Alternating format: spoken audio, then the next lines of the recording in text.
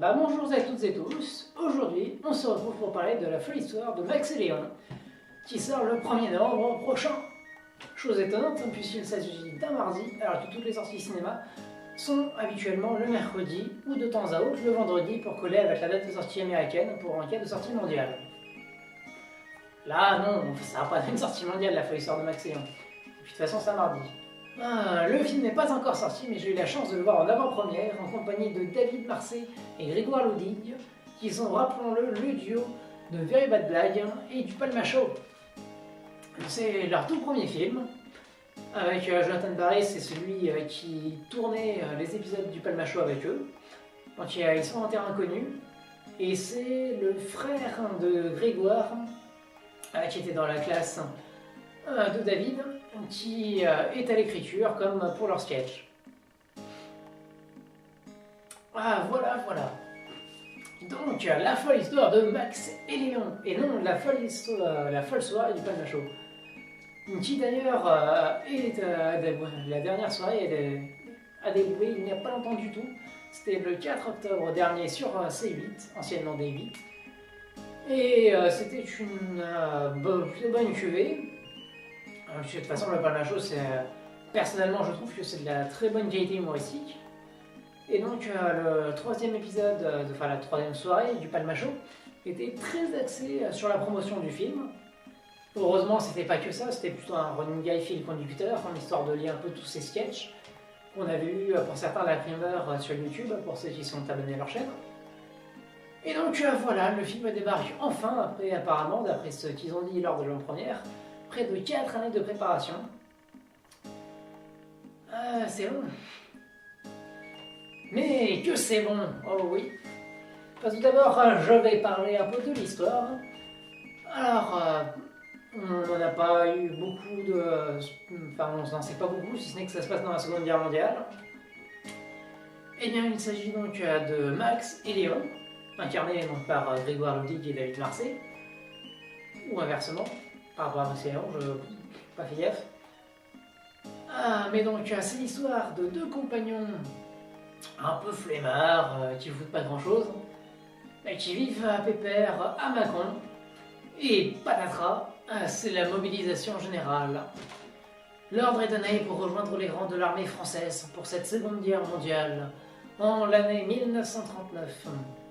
Ou alors la mobilisation, c'est en 40. Enfin, de toute façon, on s'en fout, parce que le scénario, ça se passe vite fait, voilà, c'est l'époque de la Seconde Guerre mondiale, mais grosso modo, on s'en fout, le but c'est de faire rire.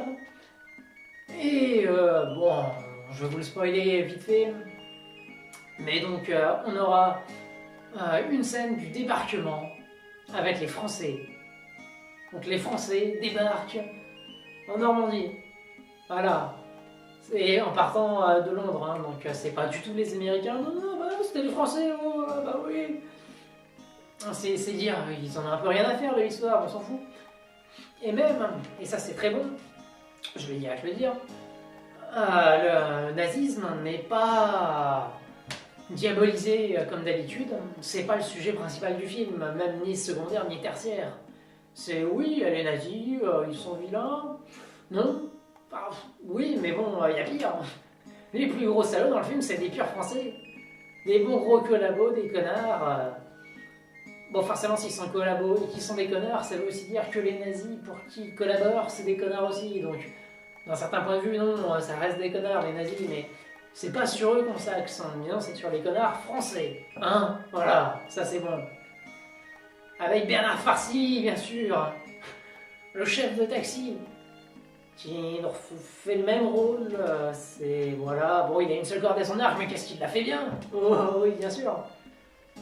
Mais donc l'histoire, c'est donc Max et Léon, qui sont mobilisés, et ça leur fait une chier. Donc ils ont envie de se barrer, ils essayent, pof, mais oh là là, dis pas tout. Mais bien sûr. Donc, je ne peux en dire plus, voilà. C'est Max et Léon, ils ont été mobilisés contre leur gré, et ils vont essayer de se dépatouiller avec ça. Et alors forcément, le film, c'est le Palma Show puissance 1000. Vous avez adoré le Palma Show, même si vous n'avez pas aimé Very Bad Blague, même si vous étiez un peu froid sur le Palma Show, alors là, Alors là, le kiff, mes amis, le kiff. Et que c'est bon.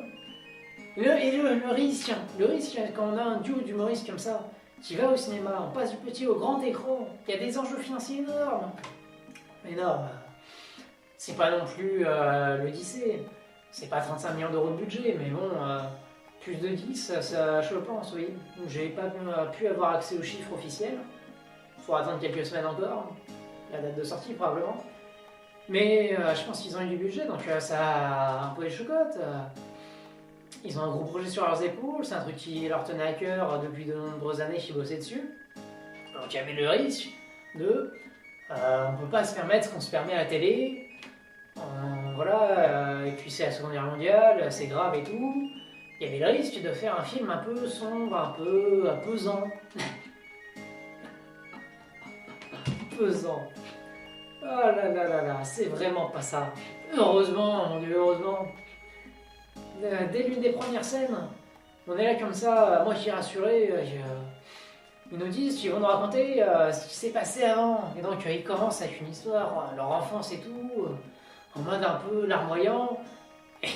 Et tu t'es fait piéger comme un con, mon gros spectateur. Eh oui, bien sûr.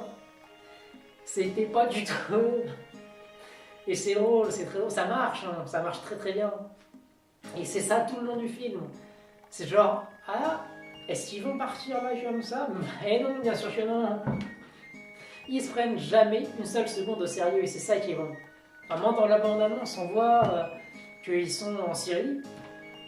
Pas la Syrie, mais si, quand même. Étant donné qu'ils restent d'une connerie ahurissante tout le long, ce genre de blague ça passe. Parce qu'ils sont vraiment du niveau intellectuel que pour eux c'est vraiment naturel. La Syrie, bah oui, voilà. Mais donc à un moment dans la bande-annonce, on voit que genre peut-être, on ne sait pas, qu'avec le temps ils sont devenus de vrais agents secrets d'élite. Ah, l'élite. Et bien sûr que non, évidemment pas, et heureusement, ça reste des blaireaux tout le long. Ah, et c'est ça qui est bon. Il n'y a pas de morale. Il n'y a pas de... à un moment, voilà, enfin, tout le long, ils pensent qu'à leur gueule, en fait. Ou alors à baiser une belle donzelle, ou à sauver quelqu'un pour que cette personne ait de la reconnaissance pour nous, et qu'on récupère son amour comme ça, voilà. C'est purement égoïste tout le long, c'est complètement assumé. Et c'est ça qui est bon. Ils retournent jamais leur veste, ou truc comme... Enfin si, justement, ils retournent tout le temps leur veste, mais ils restent toujours eux-mêmes. C'est-à-dire que pour eux, collaborer, bah c'est bien. C'est bien de collaborer. Faire des pubs pro-nazis, voilà, bah oui, bah s'il faut, on les aime, il n'y a pas de souci, pourquoi pas. Et se déguisent en nazi, bah il est cool l'uniforme, moi j'aime bien, voilà. C'est excellent. Genre, bah bien, on peut faire toutes les blagues qu'on veut. Il n'y a aucune limite dans ce film. Ils rigolent avec des nazis, ils nous font aimer des collabos, c'est excellent. Ils font passer la résistance pour des blaireaux, même il y a des connards dans la résistance, c'est pas un souci. Et c'est ça qui est bon. Ils prennent le contre-pied de tout. Vous pensez à un truc un peu trop classique, on a l'impression qu'ils vont se diriger dans cette direction, mais non. Et pas du tout, malheureux, voilà. Ils sont bien plus rusés que ça. Ah, c'est des cracks, hein. Des vrais démons. Donc voilà, on rit du début à la fin. C'est exceptionnel. J'ai rarement vu une comédie aussi efficace. Il y a eu Babysitting, il y a eu un peu la nouvelle vague avec Baptiste Le Caplin, qu'on a vu dans le Palma Show et qui a refait un passage ici. Avec Libre et Assoupi. On a quelques films comme ça, comme un avion. C'est un peu la nouvelle génération d'humour français, enfin la génération du moins efficace. Mais donc là, c'est vraiment le summum de ce genre d'humour. On ne trouvera pas beaucoup mieux, quoi. Surtout pas aux États-Unis. Ah, j'ai de plus en plus de mal avec l'humour américain ces derniers temps, mais bon. Et aussi, dans ce film, ils ont voulu un peu, mais bon, c'est largement meilleur que Astérix et Obélix Mission Cléopâtre, heureusement. Enfin, c'est un bon film quand même, Astérix et Obélix, le deuxième. Parce que le premier, le troisième, le quatrième, oh mon dieu, Ah, ce massacre de Saga. Aïe aïe aïe. Mais il y avait quand même pas mal d'aventures, trucs comme ça, mais il y avait un truc que justement l'équipe de Maxilian avait beaucoup aimé, c'est le côté plein de célébrités françaises qui viennent un peu jouer leur propre rôle, apporter leur propre humour à eux dans leur film, en mode un peu clin d'œil, mais clin d'œil maîtrisé et à leur sauce à eux. Et c'est ça qui il fait que le film est aussi bon. On a Calmera des Pascal Herbillot qui font une espèce de petit clip à la télé, mais on s'en fout complètement, ils sont juste là comme ça. Et... What? On a Florence Foresti et Simon Astier qui font juste là comme ça.